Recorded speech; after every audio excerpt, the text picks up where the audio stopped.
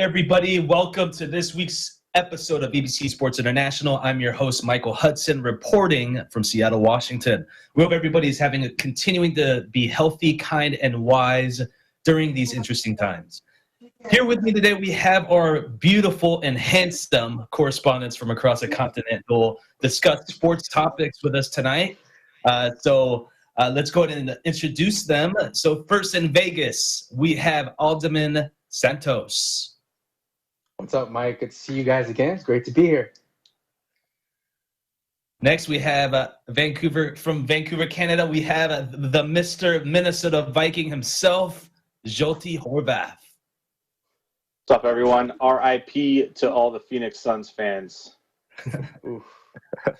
Here. And also joining us again from Toronto, Canada, we have Adriana Pangilinan.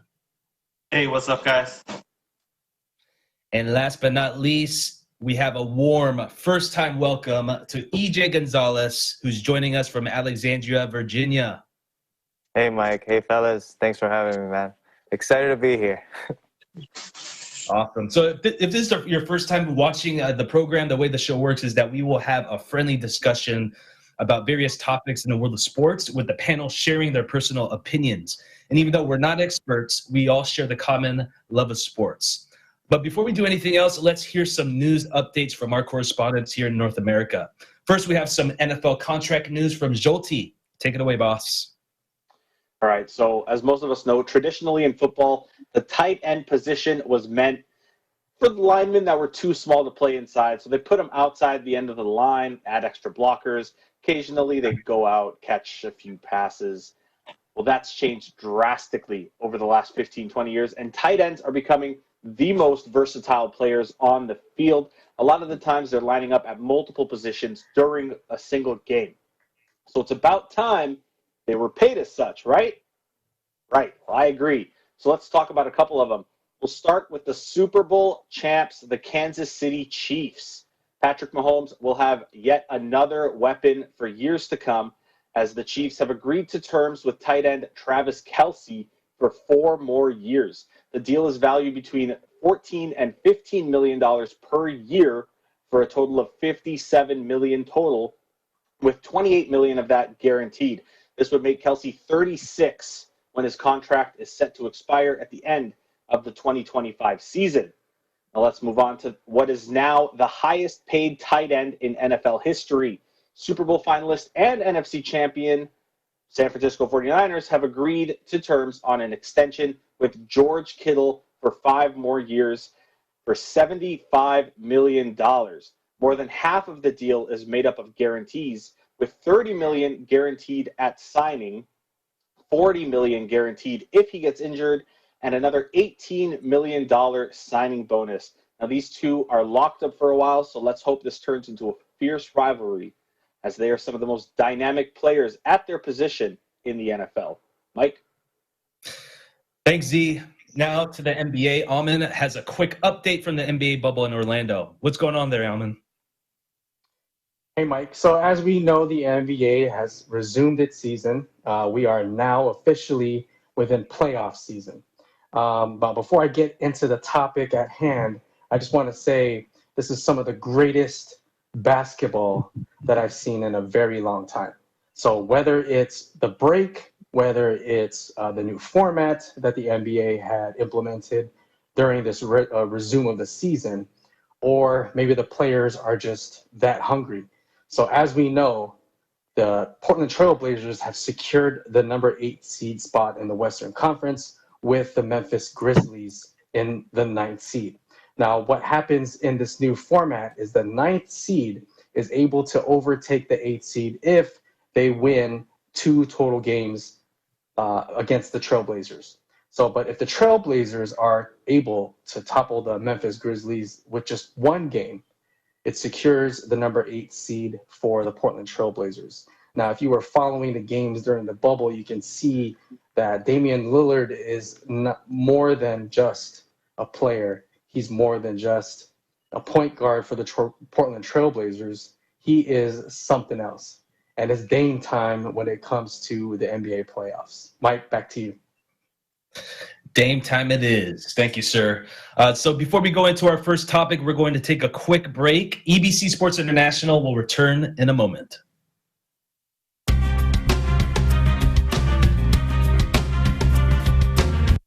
Hello, my name is Robin, and I'm 5 years old. My mom and dad said many people are getting sick. That is why we have to stay at home. That is why I cannot go to school. I cannot play outside, and I cannot even visit my friends. We can only go outside if we visit the doctor, or if we need to buy some food. And when we get home, we have to wash our hands. While I'm at home, I do my homework, clean up my toys, help cooking our food, and help my parents with their work. Please stay home so we can all play together again. Bye!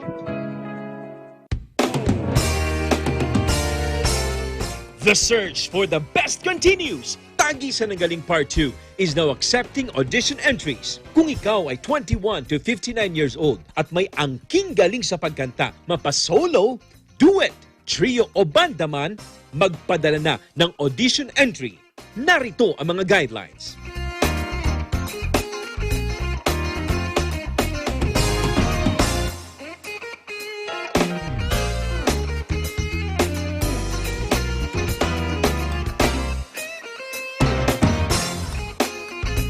Para makapagpasa ng entry sa singing category, contact NIKKI sa 0977-651-9504. Ito na ang pagkakataon mo para maging tagisan ng galing grand winner at manalo ng 2 million pesos. Para sa karagdagang impormasyon, i-like ang Tagisan ng Galing Facebook page. Kaya sali na!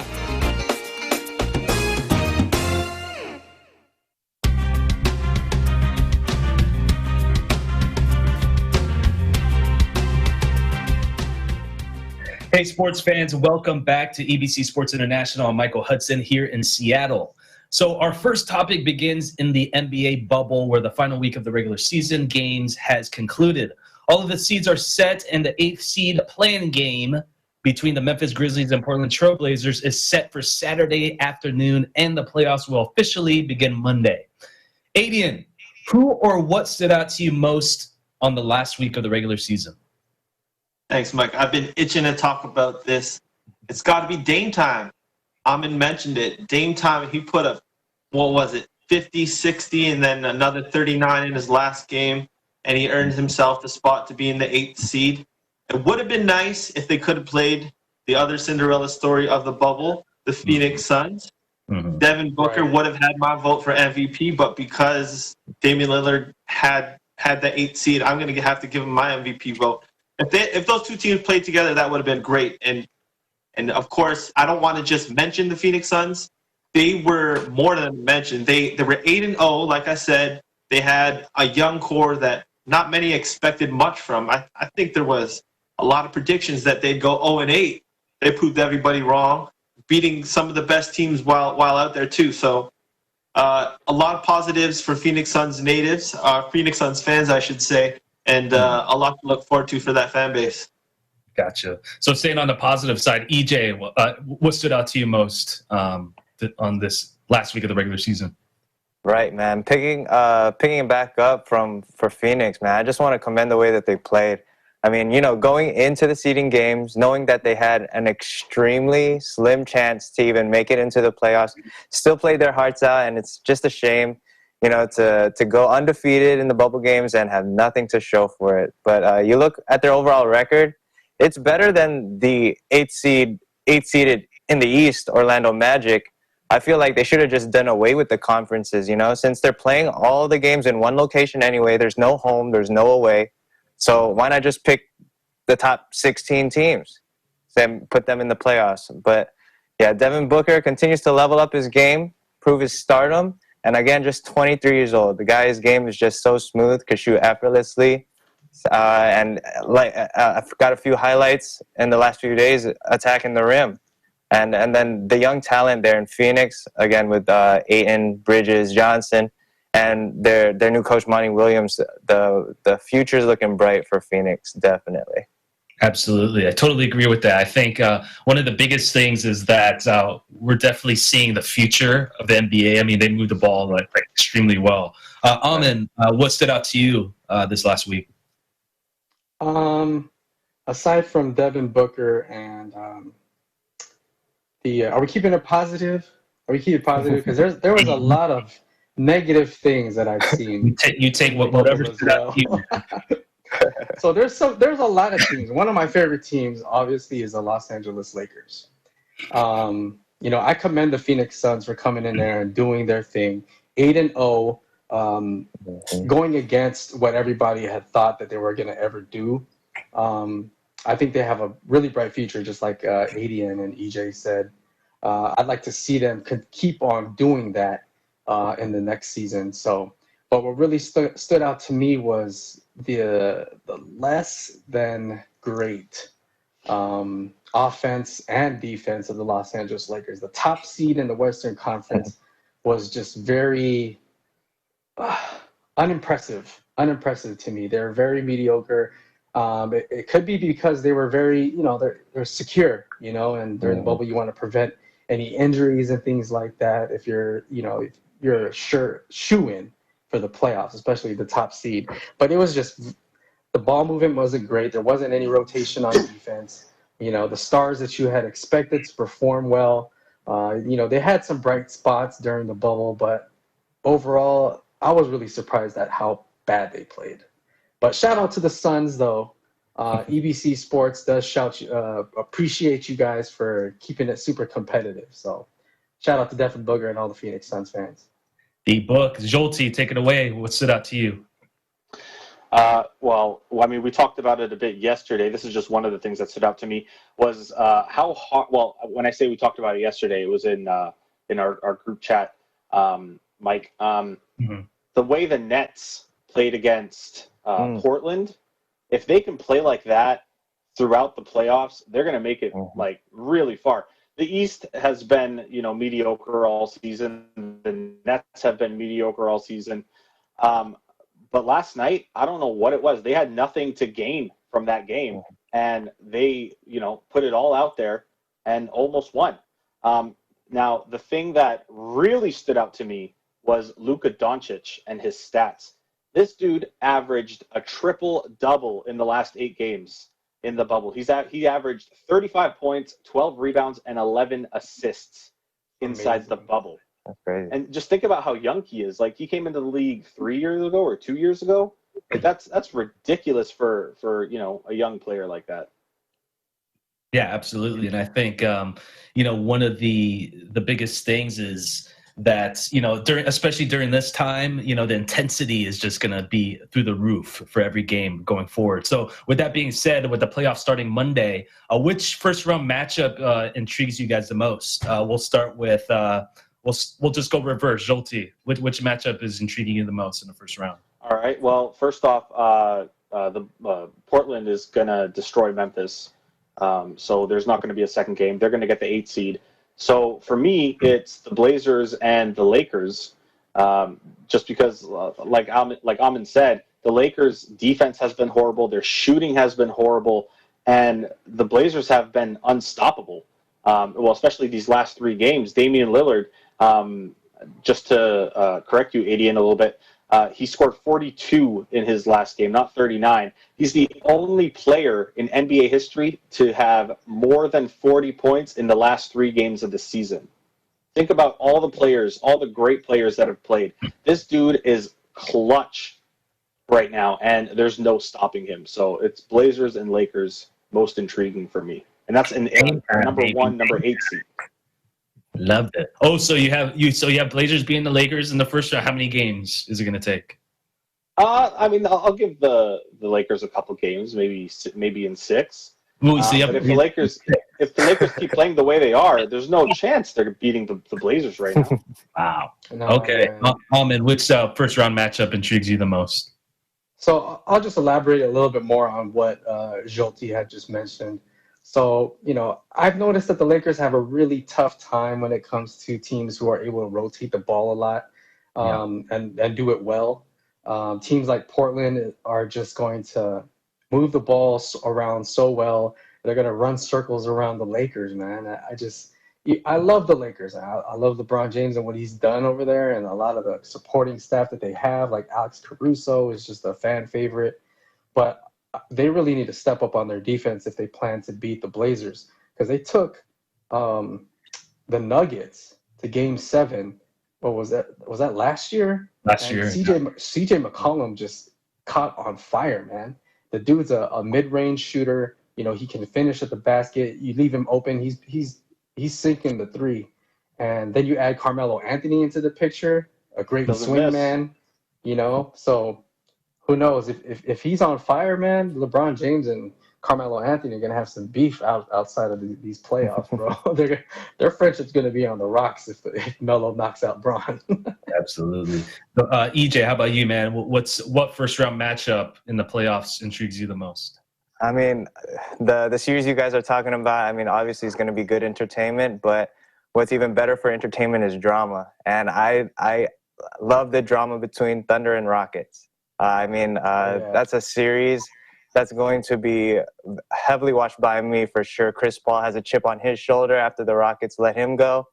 And they've made some really unexpected noise this season, the Thunder. I like what I'm seeing from them. And Russell Westbrook, he's going to be out the first few games because of that quad strain. So it's opening the door a little bit for OKC. I'm excited for that series in the West. Now, if we're talking about the East, more bad blood between two players is Jimmy Butler and TJ Warren. So that's gonna be fun to watch, especially the way TJ Warren has been playing, wanting to prove everybody wrong. There's some, I don't know, they're always trash talking during the game. They try to get under each other's skin, so that's going to be some good television for sure. Yeah, absolutely. So, Adian, how about you, man? Which matchup intrigues you the most first round? Yeah, man, I'll tell you what I'm not interested in. It's any of the Eastern Conference matchups. But the Boston-Philly series would have been nice if Ben Simmons was playing. But obviously he's out, so it's going to be Joel Embiid and a couple of shooters going against the Celtics. I don't think it looks very good for them. And then if I have to go with a Western Conference matchup, I love the star power in the Clippers and Mavericks series. Both teams got two terrific duos. You got Paul George and Kawhi, but they're the deepest team in the league. It's more than just those two. And then they're going against historically the best offense of all time with the Dallas Mavericks. I think it's going to be a fun series, but it's going to be short. Gotcha. So before we move on to our next topic, real quick, do you guys have a dark horse team? If so, who is it in the playoffs this year?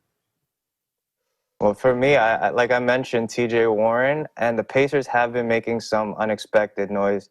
I don't think you could sleep on that team, especially since Oladipo did decide to go and play in the bubble changes mind last minute. I think Pacers might be a dark horse in the playoffs. My sneaky team is the Thunder. Sorry, Zolti. Yeah, my sneaky team is the Thunder. I just feel like they got favorable matchups in the first two rounds potentially, with Westbrook being out, and then with the Lakers, who are kind of on a down slump right now. We'll see how they turn out to be, and they're missing two starters in Avery Bradley and not Rondo. Rondo's not a starter, but he's very important to the team. We just haven't seen them at full strength, so I can see OKC sneaking by.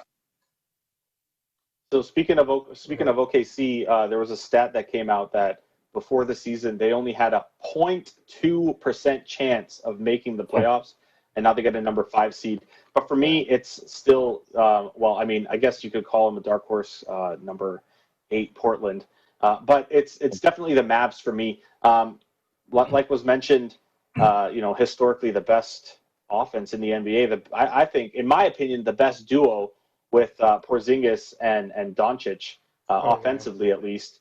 And I mean, they only won 3 out of their 8 games in the bubble, but it kind of looked like they were, joking around, fooling around most of the time because they already clinched the playoff spot. So once they get serious, take the playoffs seriously, I think they can go a long way. Amin? Right. I don't know. It's really tough when it comes to picking a dark horse, because you pick one and it's like, man, I really was rooting for them. If the Memphis Grizzlies are able to topple the Blazers, which is pretty slim chance, but if the Grizzlies get in there, man, I think they have a potential to really, depending, I guess, on how it plays out. Memphis is a great team that moves the ball as well. So if the Lakers the Lakers did lose to them before the COVID or the pandemic and things like that. But if they're able to topple the Lakers and the matchups are great, I think the Memphis Grizzlies would have a weird chance of making it. So I don't know. We'll see. Yeah, I think before we move on, I think another team to look out for is the Miami Heat too. I think that's a really well coached team. Got a bunch of vets, Jimmy Butler. They have pretty good shooting as well. But again, we'll see. And the playoffs start again this coming Monday. So moving on to the next topic. According to numerous reports, bubble awards will be given to the players based on the regular season in the bubble. There's going to be an MVP honor as well as all-time or all-year bubble team honors. So Jolty, who is your MVP so far in the bubble? We'll just focus on the MVP award. All right. Well, I think a lot of people, maybe not the guys on here tonight, but a lot of people would say Luka, just because he's averaging a triple-double. But for me, it's Damian Lillard. I mean, when his team needed him the most, he put up, over 40 each game. He put up 154 points over the last 3 games, and all 3 games were a must-win. I mean, there's nothing like there's nothing like needing a player that much. I don't even know what I'm trying to say. He's so valuable to his team that they needed him that much to score 51, 61, and 42 over the last 3 games just to make the playoffs. That's my MVP. Are we able to give it to Devin Booker? Can we say that he's the MVP of the bubble? Because regular season MVP, Devin Booker. Like, the dude was phenomenal. Just like EJ said earlier in the program, he's definitely stepped up in his game. He tried to put the Suns on his back. He did during the regular season, but unfortunately, the way the cards fell, they weren't able to make it in. But for MVP, I'm going with Devin Book. The Book Show. EJ, how about you, boss?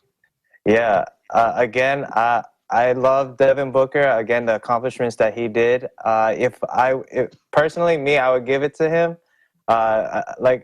He's just been on another level. For a 23-year-old, to me, it's still crazy that he's only 23 and he's scoring the way that he's doing. But exactly what Zolti said. For me, I think the most standout player has definitely got to be Damian Lillard, who literally willed the Portland Trailblazers into that play-in situation.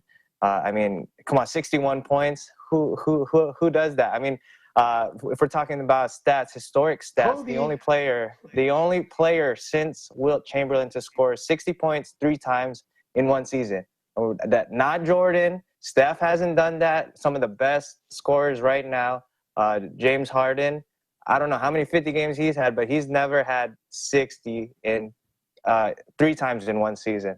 And then on top of that, Adidas and Lillard decided to drop the prices on all his shoes to $61 a pair after he scored 61. So the next day they all went down to 61. All his shoes. All his shoes. I didn't even know that. Sold out. Lowered it from 120 to 61 just because he wanted to bless everybody from his accomplishments. And he's shooting half court shots like a free throw. Like, I've never seen it so effortless. Yeah, so if he scores, it's got to be Dame time. If he scores 10 points next game, does that mean they lower the price? Right. Well, if one of those is from half court, that's the best 10 points I've ever seen. All right, Adian, who's your MVP, man? Yeah, if the argument's between those two, I'm gonna have to give just by a hair. I'm gonna have to give it to Damian Lillard. we can't talk enough about his performance, especially when his team needed him most. It's just outstanding the way he led them in high-pressure moments. And not to say that Devin Booker and the Suns were not in high-pressure moments, but not every one of their games was a must-win, or at least they didn't know that. They could kind of go in with low expectations. They were expected to lose all the games, and then they beat those expectations. So it's obviously a great story. But, I mean, Damian Lillard willed this team, and you can't say much more than that. Definitely. I think for the most part, this has really shown who the future of the NBA is. Obviously, you know, we have LeBron, we have Kawhi, we have Giannis, who are still kind of the top three players, but it's pretty cool to see the future of the NBA with Dame and D-Book. So I'm pretty sure we're going to be seeing some awesome games ahead. So Mike, if I could just add something really quick. Oh, go ahead. When we first started, filming these EBC Sports International home editions, one of the topics was, should Portland dismantle their team, to get some draft picks and to get some younger players? I think if all of us who were on that episode came back today, we would all say no. Keep the team they have right now. And they're pretty stacked. They're stacked with. I mean, I didn't realize how stacked they were. They got Dame, they got McCollum, and now adding Carmelo Anthony, another scorer. And then even on the front court, they're pretty dominant with Nurkic and Whiteside. I think they like. I think you exactly. They're really stacked. I don't think people understand that they're missing Trevor Ariza and Rodney Hood in this bubble and the potential playoff matchup. Exactly. Oh my God. Yeah, Portland. The Lakers are. Oh my, they're in trouble, man. Ken, if you're watching this episode, bro, I'd be sweating if I was you. Yeah, sweating like crazy. All right, guys. Me and Ken both picked the Lakers to, when we first started filming these, to win the NBA title this year. And I don't even think they're going to make it out of the first round if the Blazers win the play-in game. Yep. The Lakers got a good chance. They just depend too much on Caruso. Way too much. Good. He's not that good. Definitely. All right, guys. So we're going to stay with the NBA, but first we're going to take a quick commercial break. EBC Sports International will return in a moment.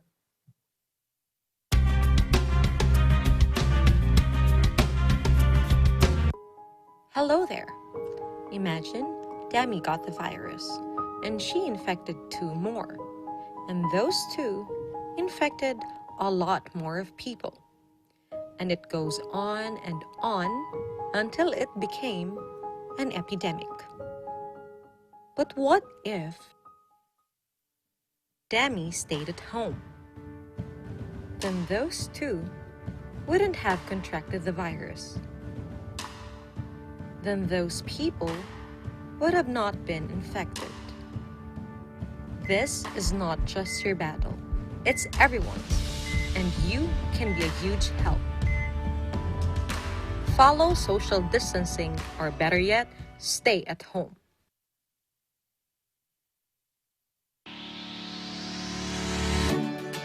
Mga kababayan, lalo na sa mga OFWs sa Middle East at North Africa, may good news kami para sa inyo. Mapapanood na ninyo ang Net25 at iba pang Filipino channels na hatid ng OSN sa presyong abot kaya.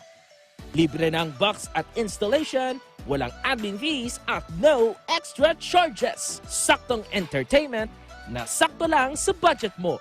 Bumisita na sa pinakamalapit na OSN store o dealer. And subscribe Net25 at OSN. Siguradong at home ka dito.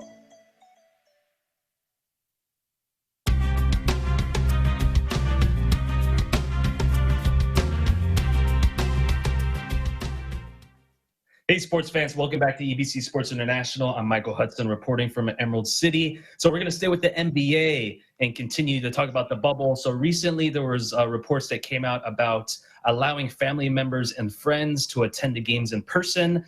So according to these reports, each player are allowed up to 4 people to attend these games for the rest of the playoffs. So I just want to get your guys' thoughts. Amin, we'll start with you. What are your thoughts about this new ordinance by the NBA? It worries me a little bit, to be honest.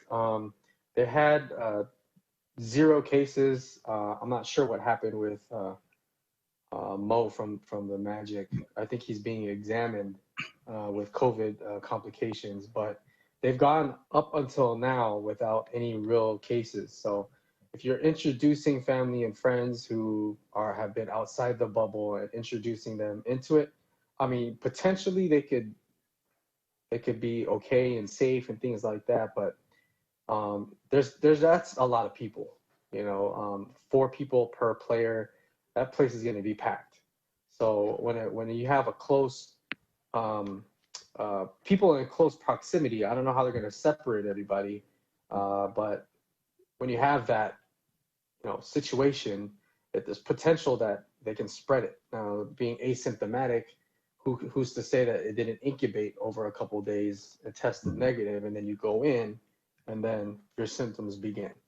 I'm not sure if they're gonna do the same thing they did with the NBA players, but you open it up to a lot more variables. You have friends and family who may not be as healthy as these basketball players are, who could be potential carriers, and then lo and behold, you have issues like other sports organizations that will be, we'll leave that off topic there. But I hope it stays clean. I hope the NBA takes extra precaution when it comes to bringing in family and friends, because you don't want to see another pause to the playoffs and having everybody to wait again, potential injury to the players and things like that. Definitely. Adrian, what are your thoughts? Do you think the risk is going to be higher, allowing these friends and family members to come in? Yeah, Mike, of course. I'm torn. On one hand, you want the players to feel more comfortable, have their friends and family close by. But on the other hand, there's so many questions when it comes to the testing of the family, who they're letting in. It says that they need to have long-standing relationships with people. But how do you prove that you've had a long-standing relationship with someone? So I think you get into some ethical issues as well. It's a very iffy topic. Of course, the NBA has been extremely organized in their approach and how they've tested each individual within the bubble. And of course, they've been successful this far. Adding a new layer, it only complicates things, but you hope and you're optimistic about the fact that the NBA has been successful. You just gotta trust Adam Silver at this point. Absolutely. EJ, what do you think? Yeah, I honestly don't feel so positive about it. I feel like it's just a health breach waiting to happen. I thought the whole point of continuing the season in a bubble was to isolate the players in order to keep them healthy and to monitor their status, right? You know how all the players, they have those rings to monitor any changes in symptoms. Are they planning to put those now on the guests? Like, I don't know, it just seems kind of drastic to quadruple the amount of people in the bubble. And again, you're not going to be able to tell what are they going to do during the day, they're not just going to sit in the room and wait for the game at night. So it's just a health breach waiting to happen, I think. Gotcha. Well, I think for the most part, NBA has by far been the best league as far as, having a good protocol. So hopefully they'll continue to keep up with that detailed work, and, we'll see what happens in the coming days. So we're going to move on to a new topic. We're going to enter the world of college sports. So both the Big 12 and Pac-12 have made the announcement of shutting down all fall sports for the upcoming season. They've entertained the idea of doing the seasons during the springtime. So Mr. Horvath, what does that mean for college sports? Doesn't mean anything. SEC, Big 12, and ACC are still going on with fall sports, with football, soccer, and volleyball, which I think is absolutely ridiculous because listen to this. They're getting their reports from the same medical doctors about, their stats about how contagious this virus is, how it can spread easily in contact sports. They're getting it from the same doctors, and all 5 conferences had a different outcome with how they feel about it. Pac-12 and Big 10, obviously the smart ones, postponing fall sports. SEC, which, they're in the Southeast, they have the highest numbers in the United States. They're like, oh, it's fine. We'll just keep playing. Don't worry about it. The Big 12, their commissioner is just all over the place. He legitimately said in a press conference that he doesn't know if it's the right call to play, but if the SEC is playing, they're playing too. How dumb can you be? That's ridiculous. You're a commissioner of a major football conference, and that's your take on it? Like, make a decision and play. Don't follow what the SEC does. This entire topic makes me so mad. So I think it's pretty alarming too, because President Donald Trump came out and wanted the college sports to go on. So it's a little, polarizing issue. EJ, what are your thoughts about that? Do you think this is going to negatively affect college sports? What do you think? I mean, I don't think so. If I wasn't even aware that the other leagues were still going to continue to play, but for the ones that were canceled, I think it's a bummer for the athletes and the students having to go through a school year like that, because we got to remember, these guys aren't just athletes, they're still in school. So they're taking classes, they have to associate with people on campus, and if they're going to be traveling between different states, they're not going to be able to implement a bubble like what the NBA is doing. So it's, I don't know, to me, I feel bad, especially for the freshmen or, the ones who's itching to play and wanting to make a name for themselves. I think it's better though to put it on hold just for them to, keep their health in priority. Definitely. So, Adian, if you were the NCAA, if you're running them, what would you do? Would you cancel the season as well? Would you move forward? If there was any way to delay the season as long as possible, I would take that approach. Just because we don't have enough information yet. We don't know if a vaccine is coming. We don't know if the players will be safe. If they could somehow push it to the spring of next year, I think that would be ideal. Canceling is going to impact a lot of people negatively, and we know that. We want to see sports as fans to continue. But if it's not safe, then I think the number one priority should be safety, and in that case, we would have to hold off until then. Absolutely. And before we go to Ahmed, quick question for anybody can answer this. So as it pertains to getting ready for the NFL draft, usually they're scouting like crazy from this point on until the bowl season. So do you think this is going to affect the way they scout? Do you think it's going to affect some players' thoughts? What do you guys think?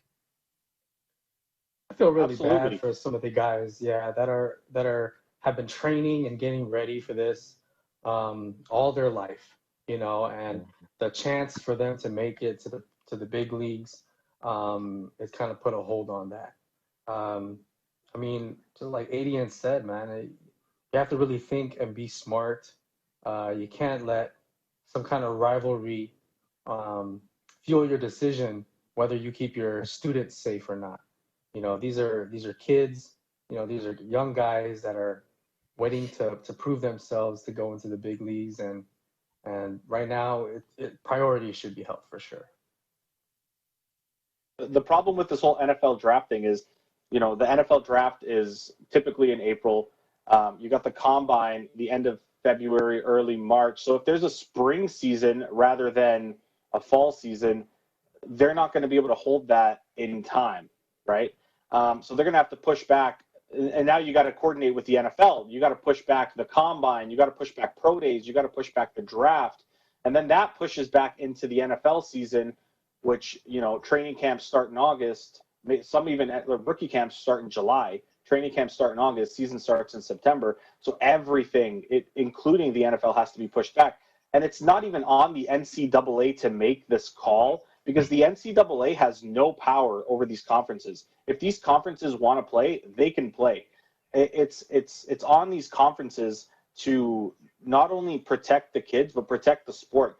Sorry, I don't remember who said it. Someone said it. These kids still have to go to school, right? Mm-hmm. They got to go to class. They got to interact with these kids in their classes, and then they got to go to football practice, interact with these players, play against other teams. It just doesn't make sense. There's too much interaction for there not to be some type of COVID-related incident. Yeah, absolutely. So, yeah, we'll see what happens. I think they're still in collaboration mode and trying to figure out the best course of action. So we will see within the next coming weeks. So after a quick break, we'll come right back at you with our question of the show. Who is the greatest female athlete of all time? Don't go away. We'll be right back.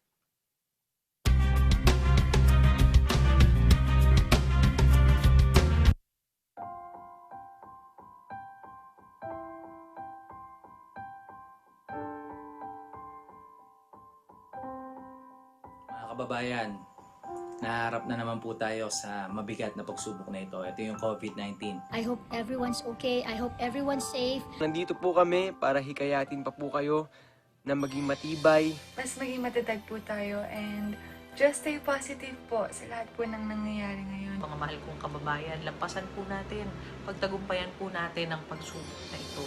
Stay strong sa panahon po na to. Huwag tayong mawawalan ng pag-asa.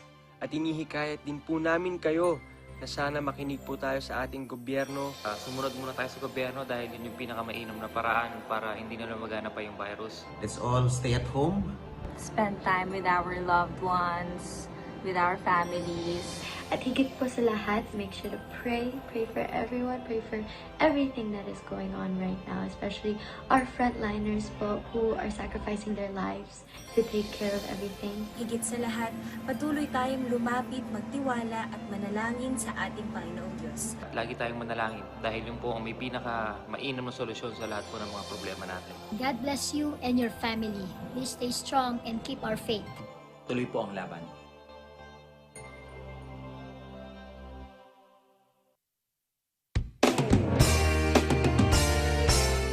The search for the best continues. Tagisan ng Galing Part 2 is now accepting audition entries. If you are 21 to 59 years old and have what it takes to be the next Tagisan ng Galing Grand Winner as a solo performer, duet, trio, band, or grouped act, submit your audition entries now.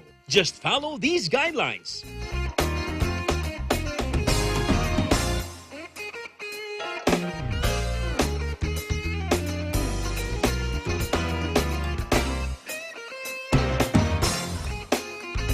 To submit audition entries for the singing category, contact NIKKI at 0977-651-9504. This is your chance to be Tagisan ng Galing's grand winner and win 2 million pesos. For more details and updates, visit and like the Tagisan ng Galing Facebook page. What are you waiting for? Join now!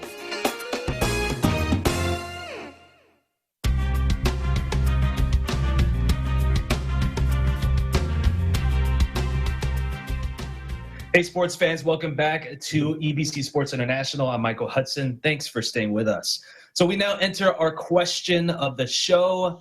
In your opinion, guys, who is the greatest female athlete of all time? I'll go first before you guys chime in, since you guys cut me off all the time.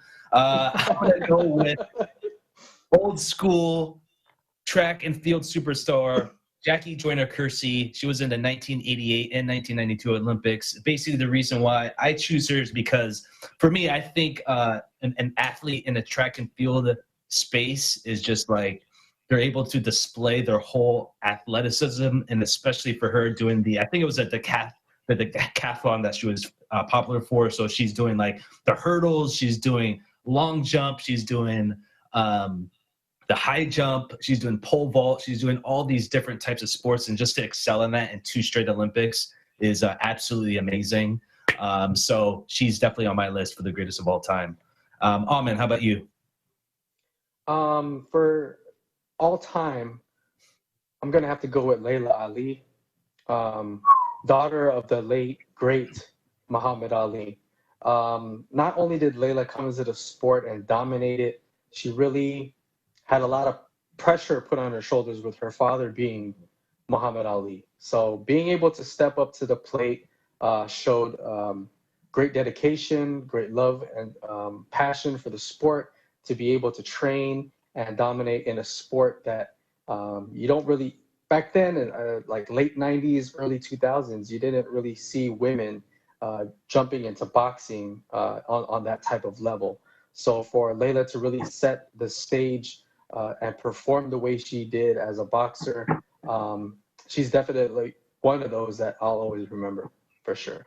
So how many rounds do you think you can last with her if you win the boxing match? Boxing, dude. Probably go all rounds, man. That's like more like 10 seconds. What are you talking about? Like now or in your prime. You knock you out. Knock you out in like 10 seconds. The goal of boxing is to hit and not get hit, right? So you could tie both her arms behind one her tap back and and she'll I'm gonna still run. knock you out. I think that there was a commercial that came out like 10 years ago. It was like an Adidas commercial, and like it was like a Muhammad Ali commercial. He was gonna fight somebody, and this fighter had like a hood on, and they took it off, and it's like his daughter, and they're like sparring and stuff. It's pretty sweet. Yo, I should YouTube that's amazing, man. Yeah, that's definitely that's an awesome pick, man. EJ, how about you? Yeah, so for me, growing up, there were only two names I would always hear about regarding female athletes, and that was Serena and Venus Williams. I mean, the two were always contending for that top rank, and in tennis, and at the end of it all, only one, it has to be the greatest, and it's got to be Serena, hands down, greatest of all time. And recently, she's had collaborations on shoes and apparel with Nike and Off-White. So now, even her products are legendary when it comes to streetwear. So if we're talking athletes and her impact on not only in sports, but also in culture and streetwear, I'd have to give it to Serena Williams. Nice. Like, do you have like a favorite memory of hers? Like any memorable matches or anything like that, or moments? No, I mean, so actually, no, when I was younger, I went to a tennis match, and this is probably the only tennis match I've ever been to, and it was Serena and Venus, and yeah, they're really competitive. Like, when you hear the grunts on TV, it's not the same as when you hear it live. Oh, man. It's way more intense. I can't even imagine. They're It's super way more athletic. When you watch Yeah. them, oh my god. Yeah, I saw a YouTube video of her recently, like with her daughter, like teaching her how to play. I'm like, man, her daughter's probably gonna be a beast. Oh, I bet. So, yeah, we'll see what happens, man. Adian, how about you, man? I'm gonna have to go with someone I never seen in person. I've only heard stories about. That's Billie Jean King, who was a female tennis player all the way back in the 70s. She dominated the sport. She was ranked #1. She had 39 Grand Slam titles. Not only that, I don't know if you guys have heard of the Battle of the Sexes. There's a movie about it with Steve Carell and Emma Stone. But yeah, she takes on another former tennis player who was #1, and she beats him. He's 55. She's in her prime, but still, she beat him straight set. So that's pretty darn impressive. Dude, do you think if she was in today's game, how do you think she would fare out? Well, I think Serena Williams would dominate just because of the sheer athleticism. And I'm not sure. Too strong. Yeah, she's just too strong and, of course, too athletic. But the way Billie Jean King dominated in her time, I think you got to give it to her. Yeah, I just watched that movie, actually. What was it, Battle of the Sexes, right? Yeah, Emma Stone does like a really good job. Like I feel like she's a pretty like underrated actress, in my opinion. Yeah, she did well. Steve Carell, he does pretty good in those serious movies too. Even though he was kind of like all wild and funny, like his Office role. Yeah, he's amazing. Yeah, I remember when I was in LA, when I lived there for a few years, and I was a waiter, and I waited on him, and that was the biggest tip I ever got was from Steve Carell. Like super nice guy. Nice person. Yeah, it was Nice. huge. Not retirement money, but it was it was a good day. It was a good night. Holy money, baby. Jolty, how about you?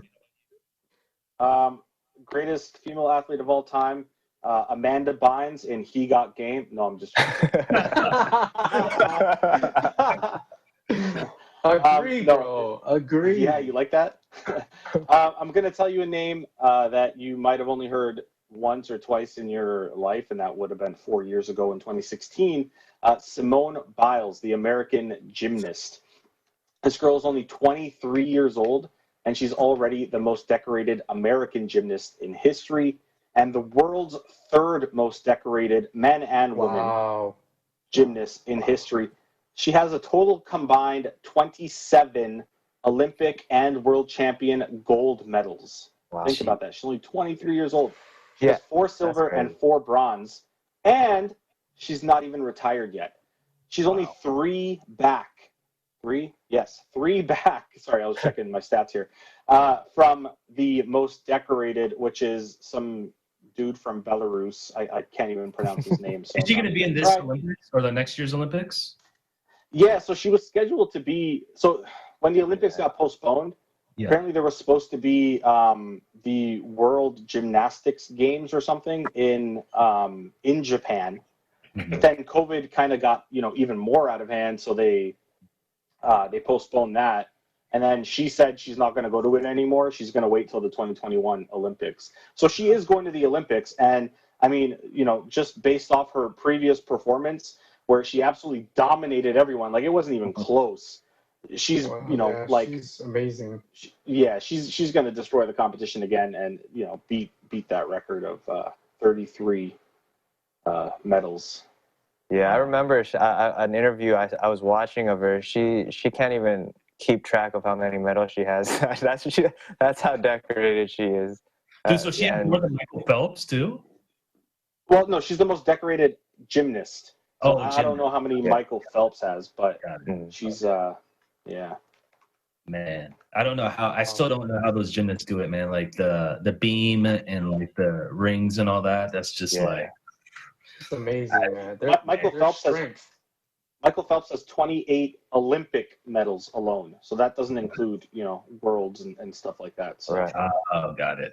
Okay, gotcha. We're talking about females here, bro. We're not talking about Michael Phelps. Whenever you hear Olympics, you think like the most decorated Olympians. You always think of Michael Phelps, right? Because all those ones. I was just seeing if she was in that category.